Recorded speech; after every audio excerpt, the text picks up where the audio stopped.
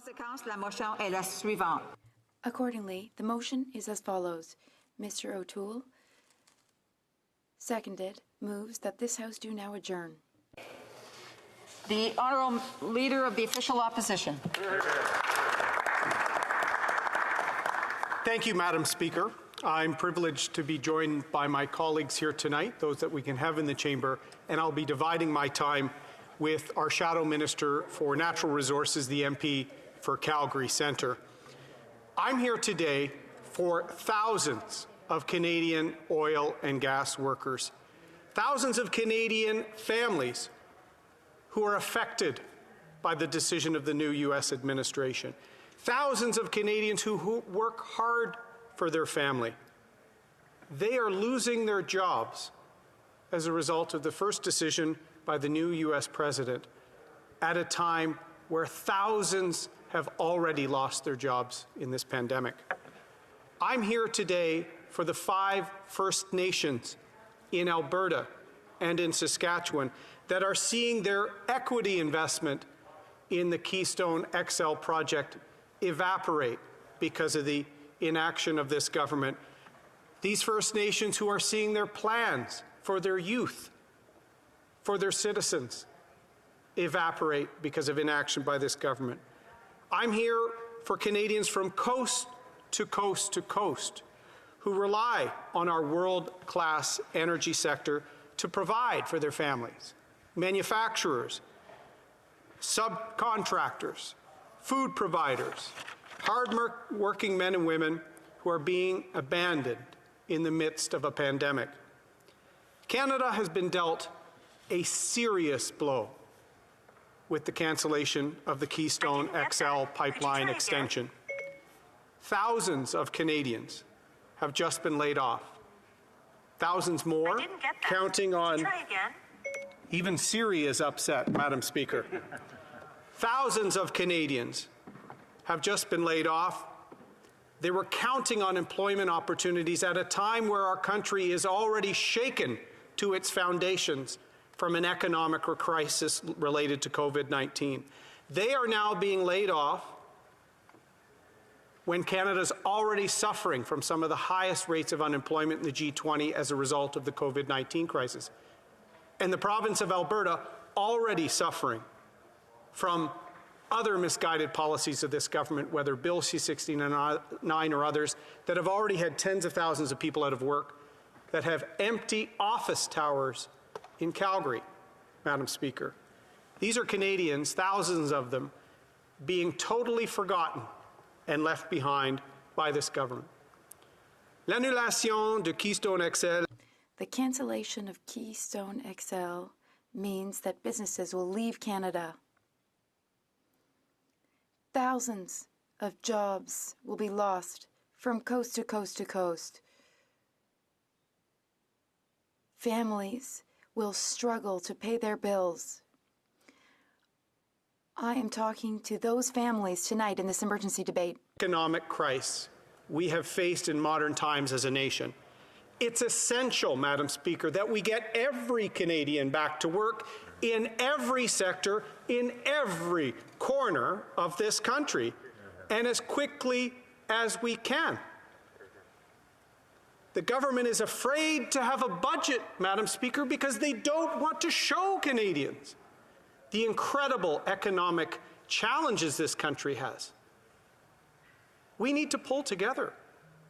We need people in the West, in the East, au Québec, en Ontario. In Quebec, in Ontario. Ability for us to work together to recover from this COVID-19 crisis. And therefore, we need our energy sector to be successful. That's why the Conservatives have been pushing so hard for months for the government to develop a clear plan for our economic rebuilding, for our vaccine rollout. The government spent months on a Sino-Chinese vaccine debacle when they should have been preparing the regulatory process and negotiating with companies like Pfizer and Moderna and others to manufacture in Canada or to secure a stable supply. This week, with thousands of cases daily across the country, Canada is one of the few countries in the world to receive 0 vaccines. But if there's one area that this decision leads to a catastrophic failure of confidence, Madam Speaker, it's the disdainful way that this Prime Minister has attacked our energy industry for the past 5 years. Beginning with his first trip abroad, when the Prime Minister of Canada mocked an entire sector of our economy that's provided so much to Canadians, to our way of life, to our prosperity. He said the last Prime Minister talked about resources. Canada's more than resources. We're resourceful now, he said at the time, Madam Speaker, with one word swiping away tens of thousands of jobs, thousands of examples of innovation, productivity, technology that is world-leading. A Prime Minister that is not proud of our industries because he doesn't understand them. In fact, this is the second time this Prime Minister has failed to make the case for Keystone XL under 2 separate U.S. administrations. Every time the Liberal government has a chance to promote Canadian energy, they side with activists over science. They side with foreign protesters over First Nations who are invested in the projects. They side with trendy slogans over smart policies to reduce greenhouse gas emissions. Hard-working Canadians in all corners of this country deserve better than a Prime Minister who doesn't understand them, let alone one that looks down at them, as this Prime Minister has on many occasions. We need the federal government, particularly now, Madam Speaker, in a crisis, to stand up for workers in every corner of this country. Jobs for Canadians, that's the only way we will secure our future and rebuild our economy that has been ravaged by this pandemic. The Liberal government should have done more for our world-class energy sector than their record of indifference and incompetence, Madam Speaker. Canadians watching this debate, particularly in Alberta and Saskatchewan, yes, this Prime Minister has once again let you down. Quand on a un gouvernement qui attaque, This government attacks the resource sector, which is an affront to all Canadians. We all benefit from our resource industry. The resource industry generates profits that helps us pay for hospitals, universities, as well as protection of our environment. The energy sector is also the #1 partner in developing Canada's regions in collaboration with First Nations. Keystone XL était un projet où 5 Premières Nations avaient investi leur espoir. 5 First Nations communities were looking forward to Keystone XL. Minister that will respect hardworking Canadian families and work hard to secure opportunity for all of them. We deserve a Prime Minister who understands hard work and what it means to get your hands dirty to provide for your family. We deserve a Prime Minister who will champion Canadian energy as the most ethical, environmental conscious, and most socially responsible in the world. And the world is looking for investments with strong environmental and social governance, ESG. Canadian resources offer ESGI, environmental social governance, with Indigenous partnerships and participation. Canadians should be immensely proud of that. The Liberals' failure on Keystone will be felt in our country for years to come. Let's add to the list, Madam Speaker. Job-killing policies like Bill C-69, the carbon tax, tanker bans, illegal rail blockades, and endless regulations. That's led to $160 billion of capital leaving Canada. Those investments mean jobs, Madam Speaker. How can we convince the world to invest in Canada when this government isn't even proud of what we do in Canada? Instead of reimagining the economy, as the Prime Minister wants to do in the middle of a pandemic, he should stop reimagining millions of Canadians without jobs, because that's what his policies are leading to. Indigenous communities on both sides of the border were planning their future based on projects like this. Chief Alvin Francis said that this would, quote, create intergenerational jobs and benefits, Madam Speaker. So I'll end as I started. Tonight, the Conservatives are here for working families from coast to coast to coast that need opportunity, that need inspiration, that need hope, that we can have jobs and get our country moving. Thank you.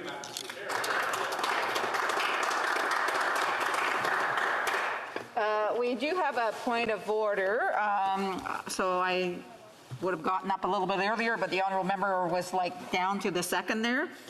So the honourable parliamentary secretary for the Minister of Transport has a point of order. Debate. Thank you very much, Madam Speaker. And it's disappointing that the Leader of the Opposition isn't wearing a mask, but I have concern about props being used. The masks. Madam Speaker, if I can finish my point of order, we wouldn't let members wear buttons emblazoned with a political slogan. So the masks. Excuse me, Madam Speaker. I'm being heckled in the midst of the floor, and I will. It's not a point of debate, from what I can gather. I will let him finish. Thank you very much, Madam Speaker. The political messages on the masks are a prop. We wouldn't permit that if they were buttons or stickers in the House of Commons, so we shouldn't permit them on face masks. Thank you. The honourable parliamentary secretary is correct that we do not allow for props in the House. And if there is messages on the masks, they are considered a prop. So I would just ask members who are wearing masks that have sayings on them promoting a specific item, that they are not to use those in the House. L'honorable député de Louis.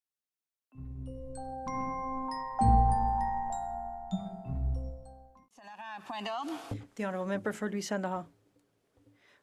On this point of order, I challenge that view of things because oftentimes members in this House do wear badges that refer to something. People back home do that. People on the other side as well. As far as I know, it has never caused a problem. So I'd like you to review your position.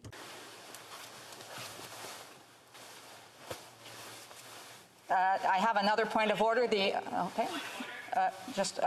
honourable member for Sandwich Gulf Island also wants to go on a point of order. Before I respond, I'll let the point of orders come. The honourable member for Sandwich Gulf Islands. Thank you, Madam Speaker. I'm surprised that any member in this place would dispute your ruling. It's clear as a bell and has been the honoured procedure of this place for a very long time that buttons and slogans are not allowed on any part of our apparel or in any part of a prop during debate. Thank you, Madam Speaker. Very much. I'll just. We have one more point of order. The honourable member for Stormont Dundas. Queens has a good law school. No, sorry. Regina Louvain. Regina Louvain, sorry. Yeah, Madam Speaker, I'd ask you to review. I know members have worn I Love Oil Sand buttons. Members have stuff on their laptops and material all over. So I'd ask you to take a few minutes to see if this is an actual point of order or not. I know I've seen many colleagues wear buttons and pins to celebrate and to celebrate stuff in their riding. So I would say that this would not be a point well taken, Madam.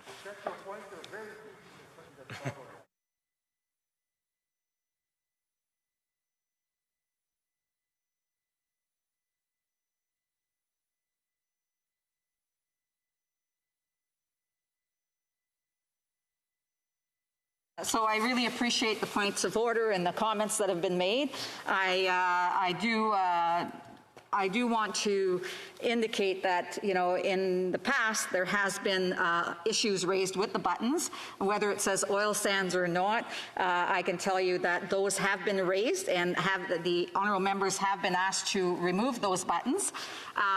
Yes, in other instances there has been opportunities for ribbons or different things to be used to mark specific days, events.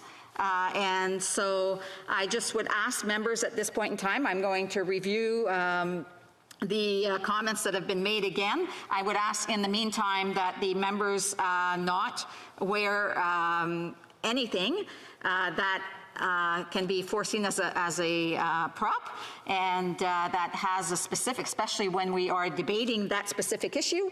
And I will discuss this further with the Speaker as well, and we will come back to the House on that matter. The Honourable Member for King, questions and comments? Not the case. From the very beginning, we have been there to support.